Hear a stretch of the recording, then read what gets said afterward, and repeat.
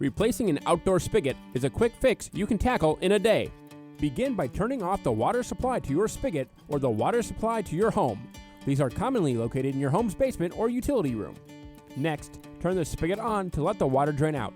Once all the water has drained out, firmly grasp the supply pipe with a pipe wrench. You may need to have a friend hold the pipe steady if your supply pipe is inside your home. While you keep the supply pipe steady, turn the spigot counterclockwise with another pipe wrench. Don't force it. If it doesn't turn, spray some lubricant around the joint and let it sit for a few minutes to loosen the threads.